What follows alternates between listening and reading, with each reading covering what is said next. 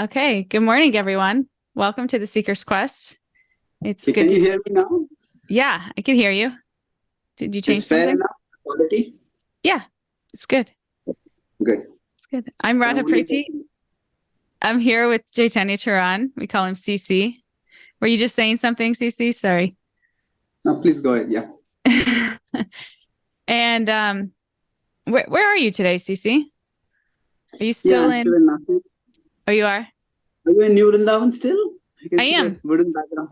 Yeah, I was gonna Yeah. go home, but I wasn't ready, so I'm still here. And my husband's out of town on work, so I feel like I have like a free pass to just stay in Vrindavan. So So how is Jeff finding New Vrindavan? Or he's no, here or he's in the field? Jeff's at work. Jeff, he had to go away on business, so he's in Dallas. Oh, So okay. yeah, that's why I just feel like I could stay here indefinitely until he gets home. Oh, excellent. So yeah. Yeah. But did you have a good holiday? Well, Janmashtami is the busiest part of the year, so not much of a holiday, but it was good overall. Yeah. Yeah. So I'm joining from my tablet also. Can you make me a co-host or something so that I can share my screen? Yeah. Oh, you're getting in. Okay, great. Great. So today we're going to talk. Last session, we talked about when not to let go, when in a relationship to recognize that there's still some work to be done, some things that we can learn and grow from, and to engage in that relationship and try to do that both for ourselves and to strengthen the relationship. So we kind of talked about that and how we do that and when it's appropriate to do that. And today we're going to talk about when not to let go. Or no, sorry. Today we're going to talk about when to let go. And I was thinking about this in my own experience. When I came into spiritual life, I was in a pretty unhealthy relationship for like 5 years that I had broke up with the person before, and then I ended up getting back together with the person. It was just the kind of thing like I just couldn't stay away. It was pretty toxic. And when I came into spiritual life, I was always a meditator. I was always into meditating. That was just like something that I really connected with. And when I found this particular practice, I started chanting on japa beads, and I started chanting a mantra that my teacher taught me, the Hare Krishna mantra. And it was so different than the peace that I experienced from meditating. I felt so connected in relationship with the divine in a way that I hadn't really, but also in a way that made me feel less attached to some of the more unhealthy things in my life, like that relationship. And it was like after a few months of chanting that mantra really sincerely and quite often, it was almost like easy to let go of that relationship. I mean, it hurt me, but it felt like yeah, this is it. I felt so much alignment in that decision, and it was, I to this day it's like there's nothing else that I would have let go of that relationship for. And I can't imagine where that would be now where my life would be now if I was still in that. So that's actually something I really appreciate about this practice. It really helps align you in your life with the flow of love for yourself and others. And in that, it becomes easy to recognize when things aren't bringing you towards love, and when they aren't bringing you towards love. So that's down. And when they are bringing you towards love. So that was an experience I had with letting go. And with that, CC, do you want to get into it? Sure.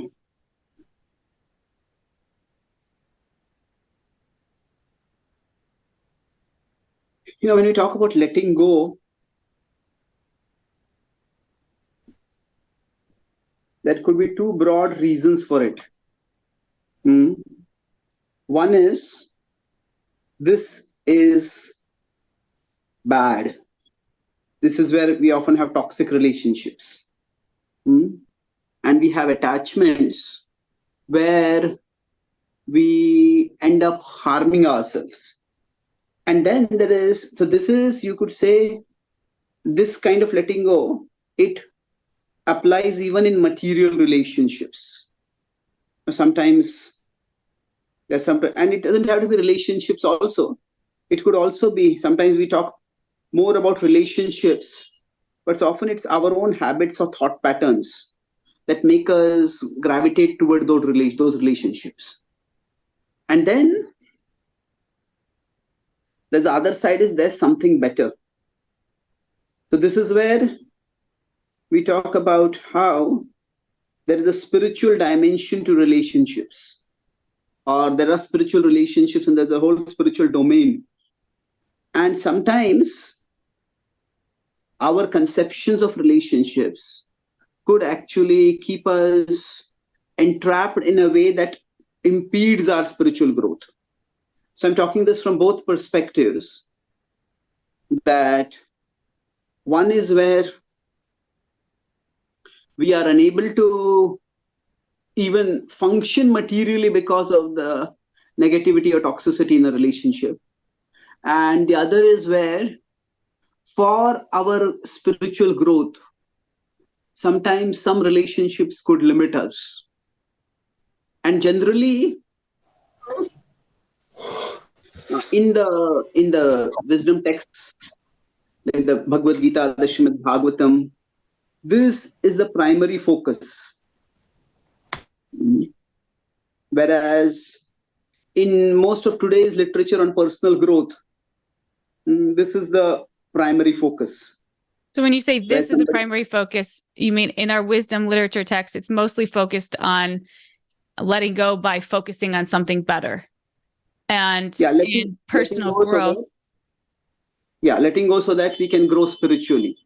Whereas in today's world, when people talk about letting go of relationships, then we are maybe often talking about abusive relationships, exploitative relationships. And now I would say that personal growth and spiritual growth are not entirely non-intersecting. Personal growth can be in many directions. There is a lot of intersection between the two, but the two are not necessarily the same. So personal growth could be in terms of one's career, one's utilization of one's talents, just one's sense of autonomy. But spiritual growth is more in terms of our relationship with God, our realization of our spirituality, of our spiritual essence. So these are two different situations, but the points, the principles, I would say are similar, but understanding this difference in the beginning can be helpful in contextualizing where we want to go and how we can go there. Can we talk about this a little bit? Because I feel like the way I think about it, and I'm interested to hear more of the way that you think about it, but with personal growth, we have to get ourselves to a certain platform in order to even really love and invest enough in ourselves to pursue higher relationships. Right. So I think about like if you're in a place of addiction or a toxic relationship, or like even if you have a love and appreciation for God, you're not going to be very steady or consistent in pursuit of that relationship if you haven't grounded yourself in your own relationship with yourself. What do you think of that? Yeah, there are two different conceptions about this. So there are these terms which we have used earlier: tamas, which is the mode of ignorance, which is filled with darkness. Then there is rajas, which is more in the mode of passion, hyperactivity, super busyness. Then there is sattva, which is more of reflectiveness. And one understanding is, so sattva could be tamas could be lethargy, apathy. Rajas could be, hyperactivity. One just wants to act as if they're always busy. This is reflectivity, reflection. So one understand beyond that is our spirituality, especially you could say our relationship with the spiritual, with the divine ultimately. So now there are two ways of looking at this. One is that this is a linear progression. That means from where we are, we need to move upward gradually till we can link with the divine. And that is one view. And there is validity to this view. So when you say from where we are, I just want to clarify, just because some people listen to this just with an audio and they don't see the pictures. So when you say where we are, you're saying you need to move up through all the modes from tamas to rajas to sattva, and then you hit spirituality. That's one way of looking at it.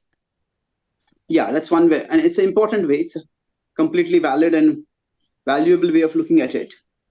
And we will come to that. So what you are talking about is this way of looking at things. Yeah. But there is also another way of looking at it, that the divine relationship is actually accessible to everyone from wherever they are. And that would mean that, say, these three modes, they are like three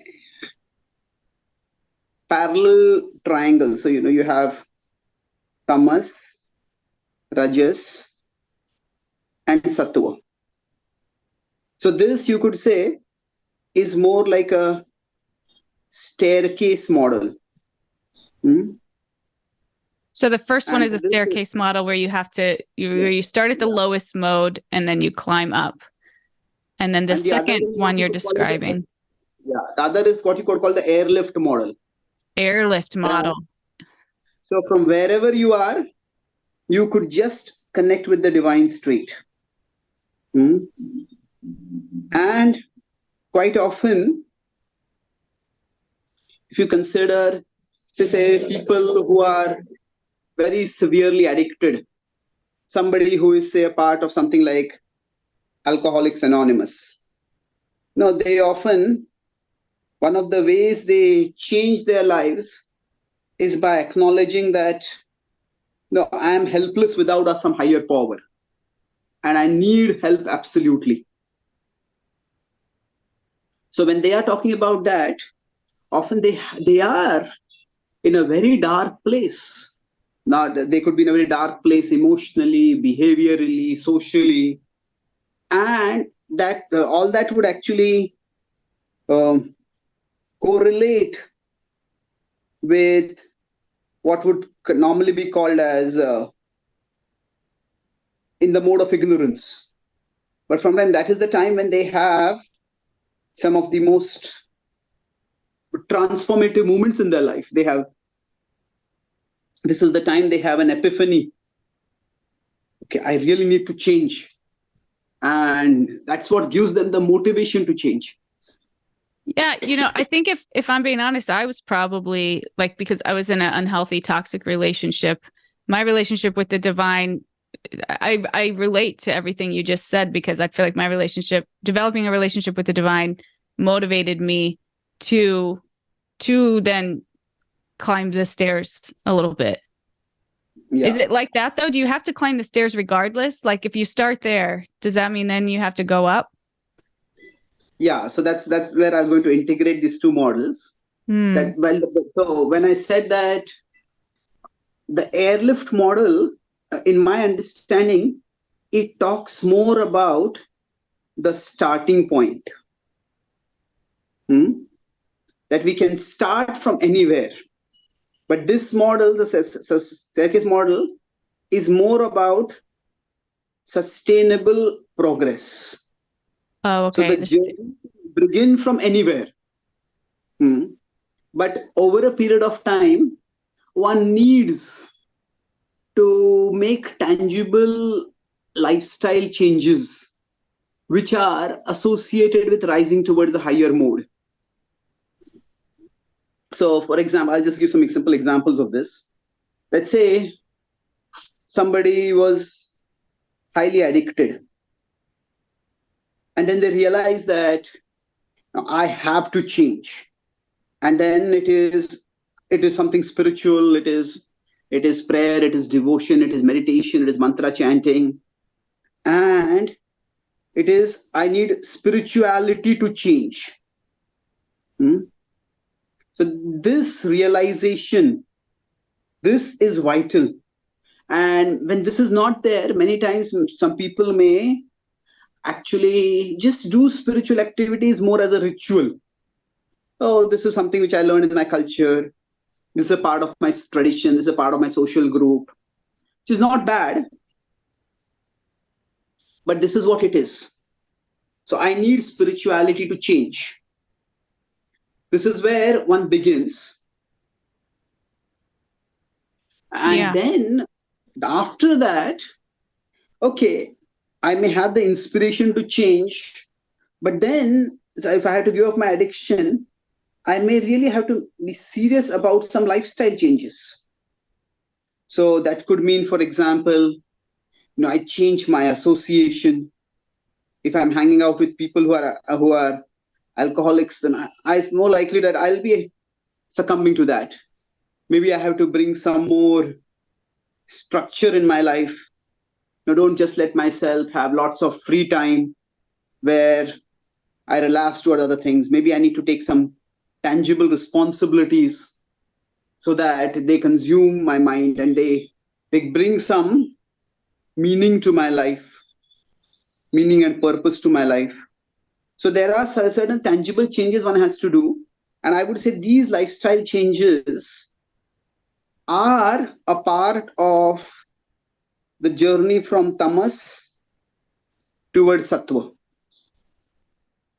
So in that sense, so when we are talking about letting go, now combining these two models, so letting go could be this journey where from wherever we are, we want to go to the spiritual level. Or letting go could be also, it could be this journey. It could be the journey from here to here, or it could be the journey from here to here. So depending on where I am, what I need to let go may vary. I hope I am not making things too complicated here. No, I think this is great. It makes me think it's interesting here in the West. I think a lot of times we associate people that are highly connected with being very sattvic. So if you're very loving and compassionate and moral, if you follow a strict code of like morality, you're God conscious. And if you don't, then you're not. And what I like about this model is it kind of broadens your perspective a little bit to see that somebody who is in the just pulled by heavy addiction could actually be very God conscious and just be struggling and really be at the beginning of that staircase. And that's not to say that, they may today be in that really low spot of addiction, but in 10 years, they could be a great spiritual leader because their connection with God is so strong and is pulling them out so high. So I like this broader vision, this broader way of looking at it. You could talk about God consciousness. I've been thinking a lot about this. What does God consciousness mean? And it could mean many different things, from a longing for God, which is considered the highest level, where those saints, they feel that my life is just like in romantic love, a person feels that without you, my life is meaningless. So this is often the state of great saints, where they feel, a moment without the presence of God is like a millennia. It's wild. And that is a very exalted level. But a God consciousness could also mean simply we feel a need, or not just need in terms of like a vital necessity. That, oh God, without you, I can't function. Now I have demons inside me, and these demons are ruining me. And I need your help to get out, to deal with these. So this could be the state of addicts. And they could also be God conscious. And then in between, we could have, say, people who have appreciation or gratitude, which is not the same as love, which is not the same as need, but okay, there's so many things which could have gone wrong in my life, but they have worked out right, and God is holding me and taking me forward. So you could see this is the place where you could say sattvic people or thoughtful people. Thoughtful people could be here. So now we could be, and now there are many other things which could be there in God consciousness. Not saying this are only three things, but it's when we are talking about somebody in tamas being God conscious, I think that time what we are referring to is this particular dynamic, that a person feels that I need God. Their God consciousness of a different category than the God consciousness of somebody who is a saint, or somebody who is a responsible, successful person. Could it change though? I mean, your God consciousness, it evolves also, right? So it can expand. Isn't that? Of course. So this is also, like, I would say this is also a journey. So for example, somebody who's an addict, they may feel that if I don't pray to God, if I don't chant his names, I'm going to relapse into addiction. And often they chant because they may pray, they may go to church just because it's driven by their survival instinct. But over a period of, say, maybe a year or 2 or 3, they are more or less outgrown that addiction now. So it's not that if they're going to stop their spirituality, the next day they're going to relapse. Now, of course, among you could say recovering alcoholics, there's a saying that it's like you are always an alcoholic, but you're just outgrown that tendency. It's not so you could say there's always that tendency toward caution, and that is good. But it is not that it's like somebody is riding a bicycle for the first time.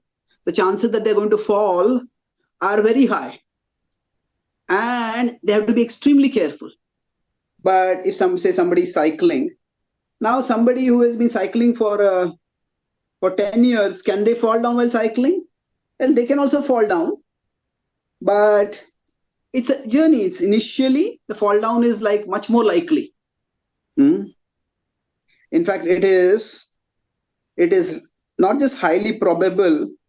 You could say it's almost inevitable. If one moment of inattention, they are very likely to fall. But as they become seasoned, so this is, you could say, somebody is tyro, somebody is a new person, somebody who is a little more seasoned. They can be maybe biking with someone, and they are chatting. They also still have to be careful, but it's not to the same degree. So I would say it's something similar, that we need to.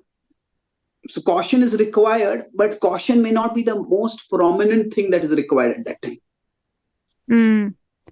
Yeah. Though if you had a really terrible wipeout on your bike, like terrible emergency room wipeout, as you get to be a better cyclist and you're more skilled than that, you're still going to remember that really bad wipeout. And that also will probably drive you and influence you the rest of your journey. Yeah, true, agreed. So I think there are many permutations here, and we are going a little off track. Sure. Let's bring it back. Yeah, Let's bring it back. but I think it's an important point. Still, it's not unrelated. What we were talking about is letting go, and I was talking about letting go can mean different things at different stages. That's the point which you're talking about. So, for example, say for a person who is young and impulsive and maybe driven by their hormones. Now, at that time, letting go could mean, okay, you just stop fooling around and having casual relationship with many people, and then focus on the relationship with one person. Then you could say that if go further, it could mean that, okay, now I have a letting go could mean you can move from a casual relationship to a more committed relationship. But there is a time also, so for example, when even a committed relationship in this world could come in the way of a committed relationship with God. Now, this is an extreme situation, and one shouldn't presume that it's like that. But there is a stage where, generally in the spiritual traditions, where a person tries to focus toward the end of their life exclusively on their relationship with God. So this is traditionally what is called as sannyas or renunciation. I don't think that is the most relevant thing for our context right now. But the idea that letting go is not monolithic. The idea of letting go, it can also be progressive. That is helpful, because then we can understand at my level, what do I need to let go for my growth? Otherwise, what happens is, if somebody is at a stage when they are meant to go from here to here, and they prematurely think that, okay, I have to do this, then they may actually end up not letting go in the sense of letting go that will help them grow. It will be letting go which will actually stagnate them, which will cause also regression for them. Yeah, it can like discourage you too, because you set the bar too high. It's almost like, I know, like at 12, at like with people that have addictions, like if it's a really intense addiction, they don't just go from like zero to nothing. They kind of bring it down. Or even like, I was watching this show one time and he was getting off alcohol, but they recommended, they were like, eat however much sugar you want. It's like, sugar's not good, but it's relatively speaking, it's going to be a better addiction than alcohol in a lot of ways. So it's just almost like slowing down the downward growth or the downward trajectory, right? True. Makes sense. So now let's move forward from looking at, okay, from wherever I am, when I have to let go, what do I do for that? So one of I have different verses in the Bhagavad-gita which I find helpful for different contexts. So I have, if you consider the wisdom of the Gita, now I have verses which are my favorite for relationships, something which is favorite for, say, addiction, something which is my favorite for mental health, a verse which is favorite for say, discipline, something which is my favorite for, say, hope, something which is my favorite for devotion itself, for my relationship with God, something is just my favorite for introspection and journaling. So I have different verses in the Gita which I turn to for different situations. So I would say here that while I could go into the words for relationship, but I would prefer focus more on mental health. And mental health specifically in terms of, the mental health itself is a huge subject, but let me focus here on a verse which talks about how detachment or letting go. Now, there are different words you use for this. There's detachment, there is non-attachment. Now, there is also a word which is used, equanimity. Now, each of these has slightly different connotations. The word letting go itself, there is no direct equivalent to that in the Bhagavad-gita Sanskrit. But the idea is that overall, all these can refer to different senses of letting go. And if you consider what letting go means, then we could look at different aspects of letting go. So let's try to look at it from these different perspectives. So when I say non-attachment, I use it in the sense of there is no emotional residue. Now I'm using the word residue specifically. That means there was emotional involvement earlier, maybe the emotional investment, emotional fixation, but it's now like a clean break has been made and there's no emotional residue. Like some people have hurt us terribly in the past, and as soon as we see them, we feel anger, we feel resentment, we may even feel something like hate. But maybe we go through a process of forgiving, healing, and then after that, okay, we see them, okay, we really don't feel much of any emotion coming in that. So in one sense, I would say in this journey of letting go, now these words could be used in different senses. So non-attachment, I would put that as the summit, as what we would like to come to is once we have decided that in this particular relationship, it's not helping me grow. So we are not talking here of the relationship growth in other ways. Say, for example, we could talk about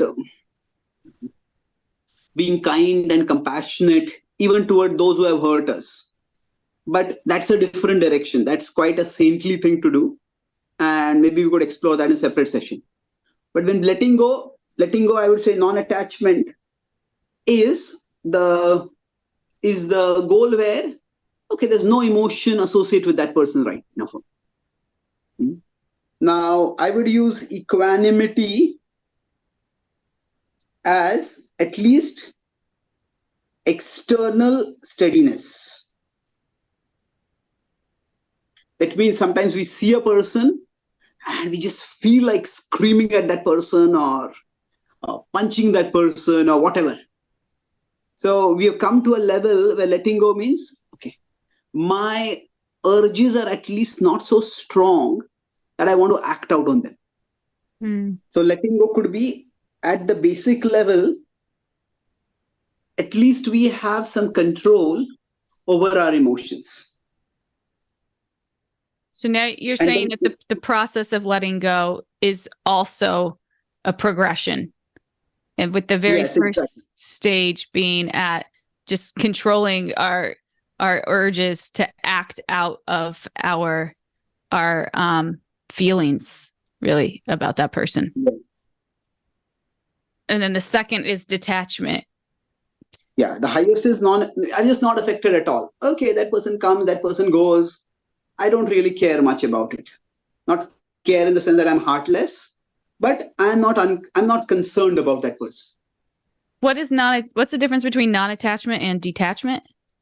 Yeah, that's why these terms, they are very similar, and Maybe the dictionary does not convey these terms, but I'm using them in a particular sense. I'm using this detachment here in the sense of a intentional redirection, or yes, that means that when I'm striving to be detached from someone. So when I'm cultivating detachment, so in one sense I could say these two are more of cultivations, and this is more like a state. So equanimity and detachment is more of a cultivation, and non-attachment is like the goal or the state, what you're trying to get to. So first, so first you control the urges to act out of your polarity or like your emotions, your feelings about a person. And then detachment is when you say, okay, when you kind of make the commitment, the internal commitment that you don't want this to affect you anymore inside. So equanimity, the way you're defining it, is more like external. And then detachment is more like when you harmonize your inside with like, okay, I don't want this to affect me externally anymore. I recognize that this is really putting me in a state of chaos, and I don't want this to impact me this way anymore. And then the next stage would be detachment, which is where it actually doesn't impact you anymore, and you do actually feel the same. A person's presence or what would have been a trigger no longer affects you at all. Yes. If we look at the Gita's model of the soul, mind, and body, we have talked about this model many times. So we could say at the level of equanimity. Now, again, as I said, that I would not go into like a semantic battle over these. These are just, they're more concepts rather than terms. I said the dictionary meaning might not be exactly the same. Sure. But say in this case, it is like there is anger, resentment inside me. But I don't let it come out. The anger, resentment, negativity, hurt, it is what is inside, stays inside. Well, I mean, meaning that you don't take it out on another person, but that doesn't mean that you don't, maybe in a healthy way, try to. Yeah, and here we are not talking about so much. This could mean, in a negative sense, it could mean suppression. Yeah. And that's definitely not healthy. Right. But it doesn't have to be suppression. It could also be just discipline. Right. And we all need discipline. Nobody can say that, whatever is inside, I let it come outside all the time. We may pass by a restaurant and we see some delicious food. Now we get the desire to eat it. But yeah, maybe this is not healthy for me. I won't eat it. Right. So that's where this is there. Now the second stage, this is equanimity. Now when I'm talking about where we are trying to cultivate detachment, at that stage, it's internally, we have created something positive. These negative impressions are still there, but along with that, I've created some positive focus. So this is more of, you could say, this part is the negative emotion. This is, say, the resentment that is still there about the other person. But say this is where maybe I've started finding a healthier purpose. Maybe I'm focusing on just maybe developing my own people skills, maybe developing my own introspection, maybe just discovering some other aspect of my life. It need not be a new relationship. It could be just something else which fills my mind. So it's not so much that I'm trying to get rid, or I'm just trying to keep what is inside, not let it come out. Rather, what I'm doing over here is, inside itself, I have cultivated something else. And now I'm trying to get that out inside itself there is something healthy, something positive.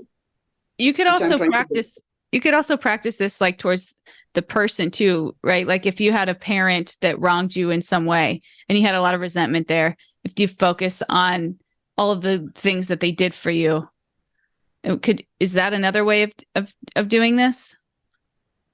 Well, definitely that's a state which we need to come to, but my understanding is that it doesn't work that easily, in one sense that it's if you consider something like, say, there is a negative axis and then there's a positive axis. So the growth is not just simply you move from the negative towards the positive. Okay, this person hurt me, but this person helped me. So I'm looking at the ways in which the person hurt me, and I'm going to stop looking at that. And I'm going to start looking at the way the person helped me. Now, that's a good thought to have, but sometimes, at least for some time, it might be better to sort of expand the neutral zone, where rather than thinking of this negative as there is a space where we just don't think about that person. And that is the time sometimes we need to. So here I have a negative conception how they hurt me. And then after that, I can have a positive conception of how they help me. Okay. So you're saying that it's easier. Well, that's a good practice. It's easier to put some space in between that, because it may not be so realistic to go straight from hurt to help. Yeah, it's say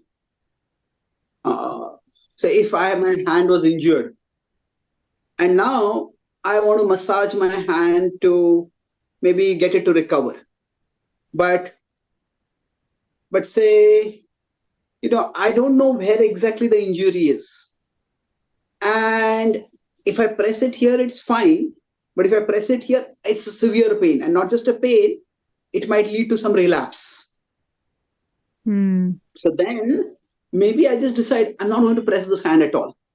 Let this be as it is. Maybe I can do exercise for my remaining body. I can do other things. And after some time, I can move towards doing other things. So that's my understanding. So we sometimes need a buffer where we have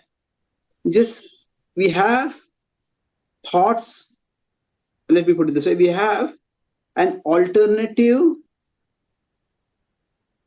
object of thought. Yeah, that makes sense. That is satisfying, that is pacifying, that is uplifting, and that is where we focus on, because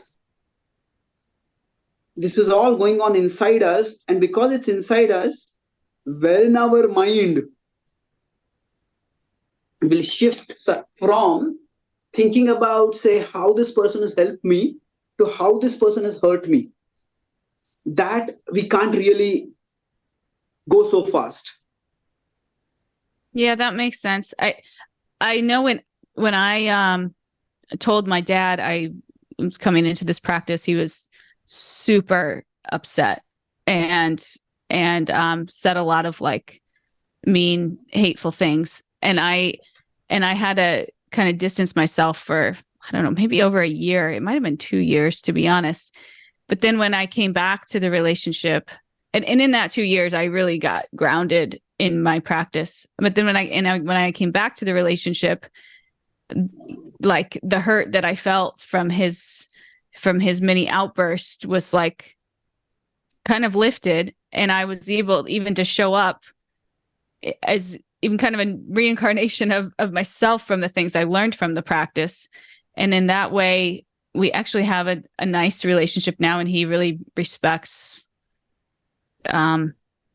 me and my decisions in a way that he never ever has. So I can see how that space, without that space, it's like you're too close to the hurt that you're still experiencing it. And in that, also taking the time to kind of grow yourself so that you can show up better the next time.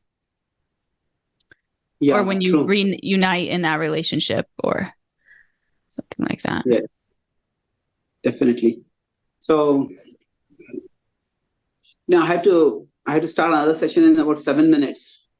So I think we may have to continue this further, but I'll just make one point and then I'll try to summarize. Do you want to Okay. say anything more about this? No, I like that. That was really helpful. It's So, just to say to take the space. That's actually also difficult for me. It's something I'm trying to be okay with because disharmony is so uncomfortable for me. But sometimes just letting that sit is okay. It's interesting. It's almost serendipity that you use the word space, because I was going to use that same play of words. There's space and there is space. So, so you could say in a relationship, there could be pace that is upward and there could be pace that is downward. And in between these two, sometimes we need space. So that means when we talk about letting go, it doesn't necessarily mean that we have to cut the person off out of our life completely. Sometimes it may be required. But sometimes you could say that, when two people are extremely close to each other, there are a lot of fireworks, there are explosions, and then they may feel that the more they are trying to work, the more they try to connect with the other person, but just they simply going further and further away from the other person. But and at this stage, that person may feel that I want you out of my life completely. I don't even want to hear about you, see you ever again in my life. But it may well be that if there is some space, then after some time, the two people can say that, okay, at this point, with this much space in between us, we can connect with each other. And overall, in the previous situation, both people were just simply going on a downward trajectory. But here, when this proper space is there, maybe both people can go upward in their own journey. That means when they relate at that distance, they can maybe learn from each other, they can help each other grow, or at least whoever is more proactive and responsible, that person can grow in their relationship, grow through the particular dynamic that relationship has had.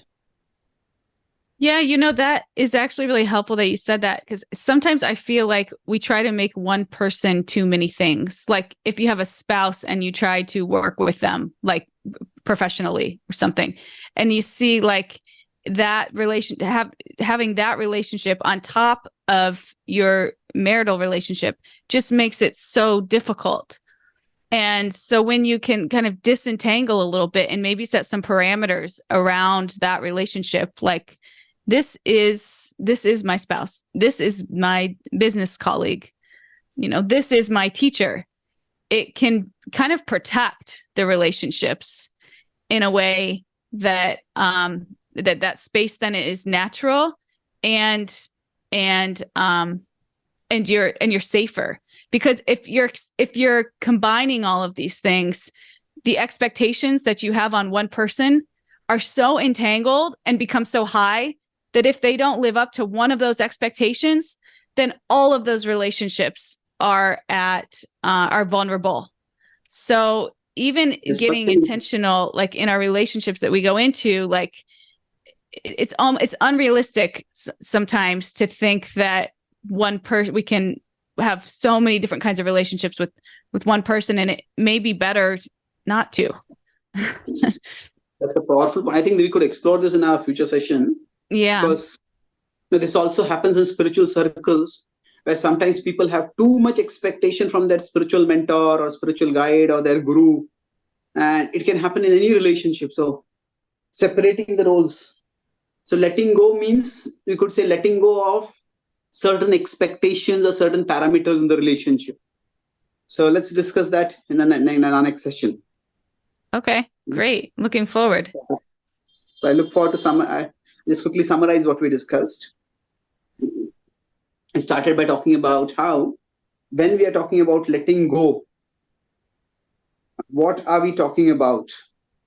So there could be in the material context and then the spiritual context. So we talked about the staircase model, where person needs to give up certain things so that they can progress.